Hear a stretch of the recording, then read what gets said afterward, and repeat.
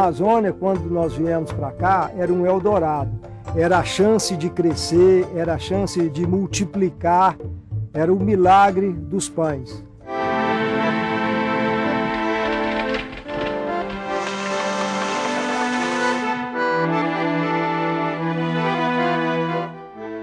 Hoje eu enxergo a Amazônia nesse mesmo patamar. Só que hoje, em vez da gente crescer em extensão, nós temos a condição de crescer em produção.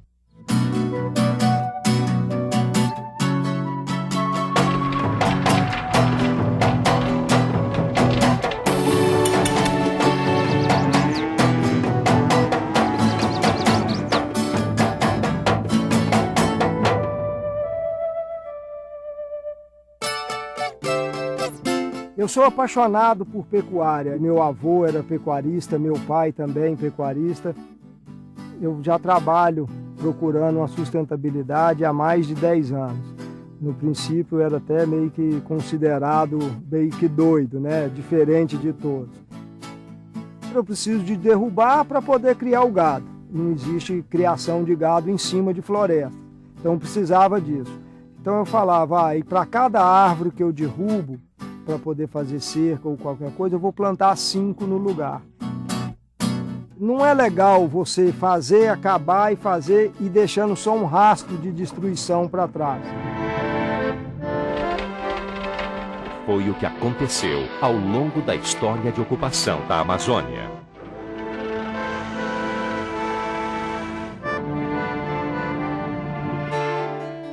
Em 1637. Portugal manda a primeira grande expedição para a Amazônia. Começa a exploração irracional dos recursos. Século XIX. Com a Revolução Industrial, a floresta brasileira ganha incentivos do governo por ser fonte de uma importante matéria-prima, a borracha. Incentivados pelo governo, milhares de brasileiros e estrangeiros migram para a região para explorar a borracha. A exportação da borracha gera riquezas. Surgem as grandes obras e os barões da borracha. Mas os seringueiros vivem na miséria, escravizados. 1930 a 1945. A marcha para o oeste. O governo Getúlio começa a tratar a Amazônia como estratégica para o país, mas sem considerar a questão ambiental. 1966. No governo Castelo Branco, cresce a exploração dos recursos da Amazônia. E ele lança novo discurso: integrar para não entregar. 1970. O governo militar começa a construção da rodovia Transamazônica. O presidente Médici expressou sua confiança em que a Transamazônica possa ser o caminho para o encontro da verdadeira vocação econômica da Amazônia. E em 1972, conclui a Belém-Brasília, iniciada em 1960. A floresta é devastada nas margens das duas rodovias. As pessoas antes moravam ao longo das margens dos rios, né? E com a abertura da rodovia Belém-Brasília foi a senha que desencadeou de uma mudança da civilização de várzea para uma civilização de terra firme, né? À medida que essas obras iam sendo executadas, aí era um atrativo para a vinda de imigrantes para cá, né, para essa região, tá, né? Grande deslocamento de massas humanas do Nordeste, do Centro-Sul do país, né? Isso então ajudou também para contribuir para o processo de desmatamento aqui na região amazônica. A política aqui era quando você adquiria uma área e que você, no governo, te dava o título provisório. Após você ter 50% da área desmatada, aí você conseguiria o título definitivo. 1978. Atraídos pelas políticas públicas, milhares de pessoas chegam à região para plantar e criar gado. Novas cidades são criadas às margens das rodovias. E depois de anos de incentivos à ocupação, a área desmatada chega a 14 milhões de hectares. 1988.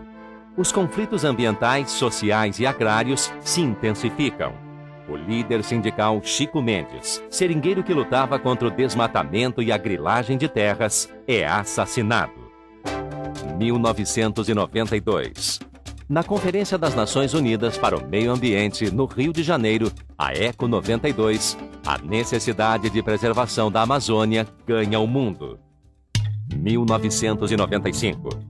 Madeira, agricultura e pecuária continuam a avançar sobre a floresta. Surgem mais cidades. E em muitas propriedades, o desmatamento chega a 100%. E a área desmatada na Amazônia bate recorde. 29.059 km², maior que o estado de Alagoas.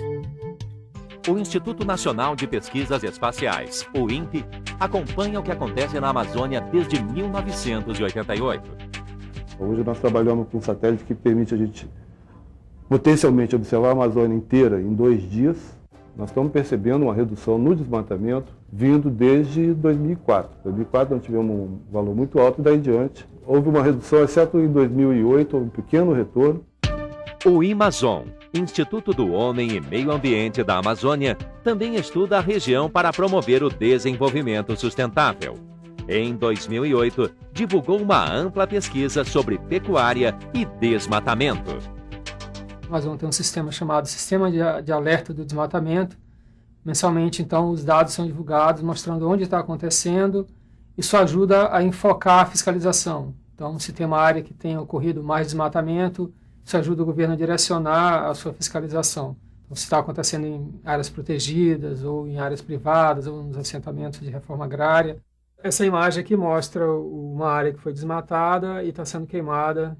E, geralmente, na Amazônia, as áreas desmatadas, cerca de 75%, elas são destinadas à pecuária. Essa figura mostra que as áreas que estão desmatadas, em magenta, e em preto aqui a distribuição dos frigoríficos, né, que compram o gado dessas áreas que são desmatadas. Então, como muitas dessas áreas desmatadas foram desmatadas ilegalmente, mais de 80%, 90%, então esses frigoríficos se abastecem de áreas que foram desmatadas ilegalmente. De acordo com a ONG Greenpeace, a pecuária da Amazônia brasileira é a atividade que mais desmata no mundo. Responde por 1 em cada 8 hectares desmatados. É também a principal fonte de emissão de gases do efeito estufa no Brasil. Mas esse placar já começou a mudar. É o que você vai ver a seguir.